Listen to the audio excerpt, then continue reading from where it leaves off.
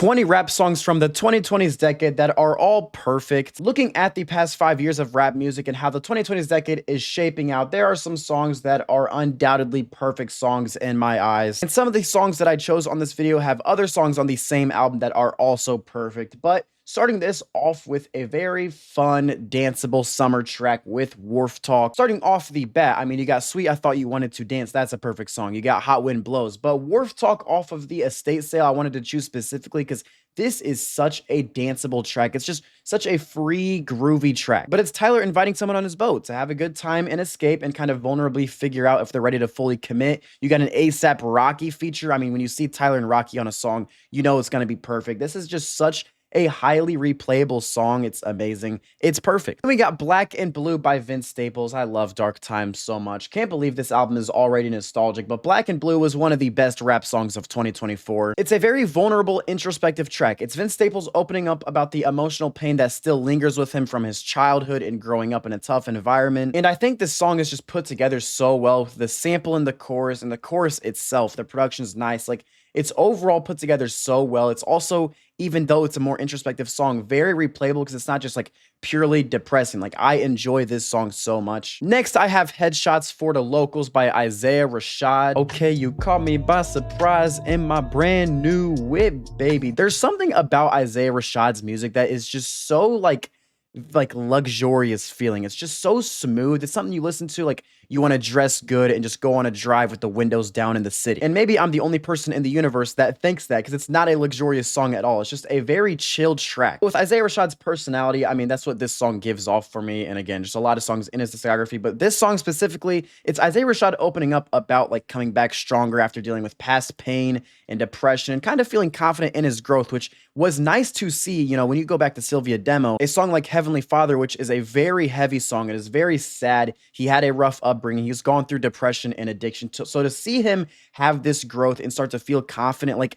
that's awesome to see. And this song, like I said, the vibe it gives off, how chill and easy it is to listen to. It's such a fun, enjoyable track, and it is a perfect song on that album. King Conqueror, good author, promise we good forever. You like my Anderson .Paak impression?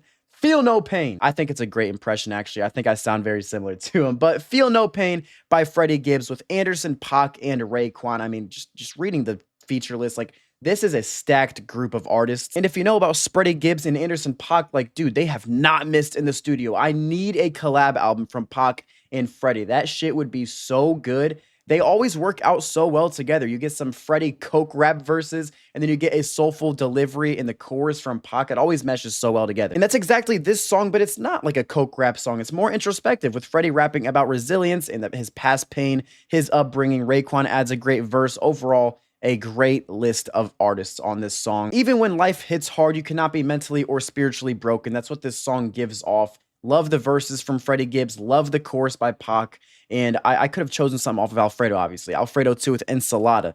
But I wanted to go something off of Soul Sold separately because I guess it is kind of a forgot about album, or it's just not talked about as much, and it's got some perfect songs on it. This is one of them. And now to get a little more niche. This is probably not going to be widely recognized as a perfect song, but Hydroxycut Take It All by Lost Rushy is fun. It's a glitchy digichord track with a very dreamlike sample and soundscape. It's very chaotic, and it's just a whole lot of fun. It feels very dreamy, but at the same time is a banger. It has heavy bass to it. And I love the rapping and delivery from Lost Rushy. Yeah, it's not some like poetic lyricism here, but that's not what you're coming to this song for. It's just a very fun, energetic digichord track. It is very catchy. It's a really fun song to blast out to. A very fun listen. It's so fun that it is perfect. It's definitely a perfect song for me. But getting more lyrical with Falling Out the Sky by Armand Hammer and Earl Sweatshirt. Oh my gosh. Maybe one of the Alchemist's best produced tracks of all time. This production is beautiful from The Alchemist. It's an abstract rap song. You got abstract lyricism with Earl and Armand Hammer reflecting on grief and past memories. It's just overall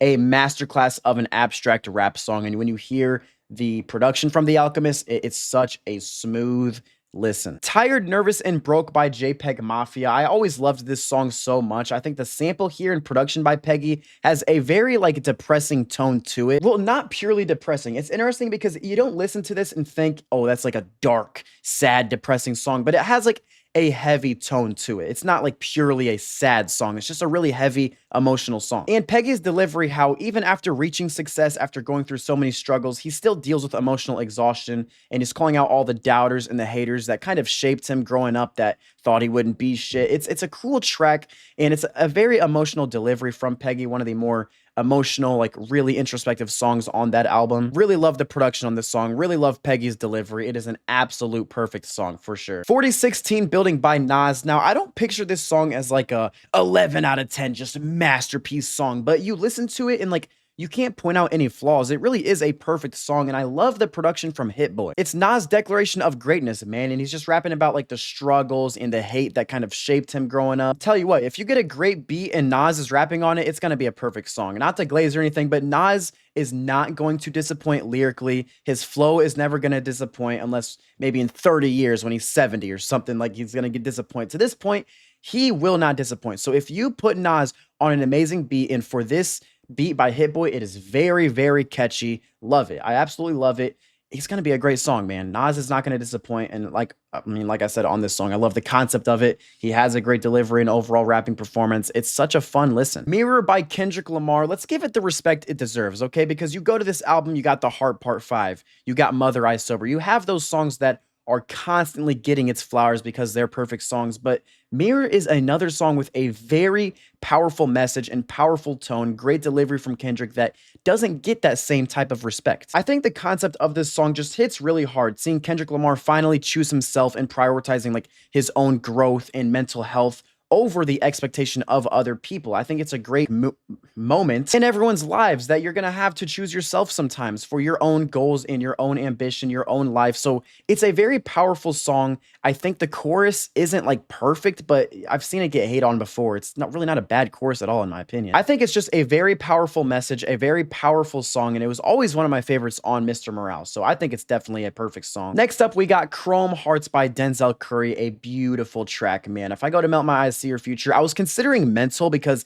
that is a slept on track on this album that doesn't get talked about much, but you don't really look at the other tracks on this like deluxe version of Melt My Eyes. But when you have Chrome Hearts on this extended version, I think we absolutely should be talking about it more. Chrome Hearts is actually a top 5 song in Denzel's catalog. As a song overall, Denzel's rapping is amazing. His flow is amazing. You have a Zakari feature, amazing chorus, making this feel very ethereal, and the production's amazing. That alone, it's a perfect song, but you dive deeper into it, and it's basically Denzel Curry's reflection on how fame and success isolate him and make him feel alienated, and keeping this overall concept and theme of Melt My Eyes, how he struggles to find purpose and healing and meaning in life. It is a very, very powerful track, not a moment wasted lyrically on Denzel's half. And like I said, I love the Zakari feature on this song. To have him on the chorus, it is beautiful. Really love the production. I think the production is underrated because it fits the tone of this song so well, and it's an amazing sort of like jazzy produced track. So overall, masterpiece of a song. Absolutely. Not a soul in this universe is expecting this next song, but Shoot It Out by J. Breezy. I'm praying there's one person who has heard this and listened to J. Breezy. The song is just pure authentic J. Breezy. It's his personality and his style. It's a dark Florida drill track about, you know, violence and survival in the rough environment that he's grown up in. But dude, talking about J. Breezy, this mixtape Almost There is great, dude. I actually love this mixtape. There are so many bangers on here. How much drill has fallen off. If we're considering this like a pure drill project, dude, this is like one of the best drill projects in the past 5 years. And I grew up throughout high school listening to J. Breezy. I don't listen to him that much anymore, but I mean, I played high school football, and this was like anthemic for me. All of me and my friends, we would go to camps and stuff blasting J. Breezy through the speakers. He has so many bangers, and with Shoot It Out, the dark production's amazing. His flow is nice. A very memorable, hard-hitting track. It is a very motivating track, even though it's like not a anthemic, like I'm a Boss by Meek Mill type of song, but it's a hard-hitting banger. It becomes anthemic, but also kind of just nostalgic about the song. So maybe a little biased, but it's perfect. I don't care what anyone says. Then we got Aquamarine by Black Thought and Danger Mouse. I mean, this whole album is a masterclass, but this song just has so much to it. It is so rich, from the Danger Mouse production to Black Thought's lyricism. Oh my goodness. It's kind of just a message of resilience by Black Thought, rapping about the collapse of society and, the personal battles that he deals with. And I just love Danger Mouse's production on this album. Very smooth, soulful track. I mean, looking at it bar for bar in what Black Thought is spitting, you really have to dive into the lyrics to see this song. It has a lot of layers to it. Masterpiece. It's a masterpiece. Raydar by JID on an album that is basically all masterpieces. This is still one of the biggest hard-hitting bangers of the 2020s decade. You have 3 beat switches and every single one of them are just hard-hitting trap beats. And as much as you can just vibe and enjoy this song, it is deeper lyrically, with JID rapping about oppression and personal pain and overall just his ambition. But this production is nuts. Again, you have 3 beat switches on this album, like 4 overall beats. I think the second beat drop after the initial drop is my favorite. It goes so hard. Always loved this song though. It's a song that you dive into and you just cannot put it down. It is a hard-hitting banger. Next up, we got Kingdom Hearts Key by JPEG Mafia and Danny Brown. And yeah, I think still to this day, in 2025, we got 2026 approaching in 2 months. This is one of, if not the best sample flip in the entire 2020s decade. It is such a heavenly produced track. The sample is nuts. It works out so well. It makes this song feel so dreamy and ethereal, but still experimental and chaotic. So you have that alone that makes this such a special ethereal song, but then you add on the performance of JPEG Mafia and Danny Brown and the chemistry they brought throughout the entirety of Scaring the Hoes. Dude, this is such a masterpiece of a song. It's an anthemic declaration about how Peggy and Danny Brown feel very powerful and how they're very confident. Dude, this is such a masterpiece. This production, the layers to it, and like I said, diving into the samples, JPEG Mafia is one of the best producers, maybe the single-handedly best producer in this day and age. And it's also because he's built such a consistent discography. He doesn't miss, dude. If you look at the other popular producers, Metro, he dropped a mid mixtape. Peggy's never produced something as weak as Metro did with that summer mixtape. So how he keeps evolving all of the layers and samples and chaotic just burst of energy throughout his beats, dude. Peggy is insanely talented, but this is just one example of it. It is perfect. Next up, a song that does remind me of JPEG Mafia, a similar experimental style. We have Wake Up by Backwash. I hope there's someone out there that has also heard this and this album, because boy, oh boy, is it great. It's a heavy track. It is a very deeply introspective reflection on mental struggles with doubt and trauma growing up, but delivering this incredible performance and message of like waking up, facing your pain and struggles, and just refusing to let it like take over you and control you. It's something that everyone in life has to implement in your life, because you cannot just let pain control you and drag you around. Like, you have to face that and stand up against it. I think the performance on this song is incredible. Maybe one of the best of this year in 2025. Again, this album is heavily slept on, incredible performances all throughout, and the production is what reminds me of Peggy, because it's super experimental. There's a lot of layers to it. It just punches you in the face. Very hard-hitting banger, but deeply introspective lyrically. It's a masterpiece for me. Down by Law by Killer Mike is a perfect song in my eyes. It's actually my personal favorite on Michael. The production goes super hard. The CeeLo Green feature, how he adds a spiritual touch, and overall a great rapping performance from Killer Mike, but it's about him growing up in Atlanta and rising from personal struggles to success. And I love the ending of the song. Like I said, how CeeLo Green adds like a spiritual touch to this song. I think it's put together really well, and it's a very hard-hitting intro. The beat is honestly maybe my favorite thing about it. It goes so hard on the speakers, but I really wouldn't say it stands out from the rest, because Killer Mike's rapping is so great, because the CeeLo feature is so great. So overall, no flaws. It's a perfect song. Hunger on Hillside by J. Cole, the outro to the offseason, where J. Cole raps about his ambition and his relentless drive, staying hungry and humble, even though he's almost like at a peak of success in his life. I think it is a great outro to the offseason with the concept of that album, and it feels very anthemic. I love the production, and I love this message from J. Cole. So overall, it's been one of my favorites on the offseason. It's a perfect song. Burn by Kanye West and Ty Dolla $ign. Man, if someone listened to Vultures 1 and 2, like this whole era of Kanye, without hearing Burn or like any of the solid songs on it, and then a couple years later they went and listened to Burn without knowing what album it was on, they would think this was a completely different version of Kanye from like mid 2010s or something. Because as mid of an album as Vultures 1 was, and then how awful Vultures 2 was, this is a masterpiece song. This is such an electric and just hypnotic chorus from Ty Dolla $ign. You cannot listen to this song without wanting to sing along to the chorus and with Ty Dolla $ign. And Kanye just feels different on this track from other songs like a Hood Rat on Vultures One. Like, it feels like there's pure passion on this. The song overall is about a dangerous love that kind of entirely consumes you, but with Kanye's verses, he adds this aspect of like mixing his pain with his defiance, obviously. And he just portrays this message that was pretty common throughout Vultures One, that fame and struggles intertwine together. I wish this song was longer, but from the production to Kanye's performance to the Ty Dolla $ign chorus, dude, this is the best thing Kanye has dropped in a while. It is beautiful. Next up, we have Survivor's Guilt by Joey Badass. Every time I talk about this song, I feel like the tone of the video just shifts.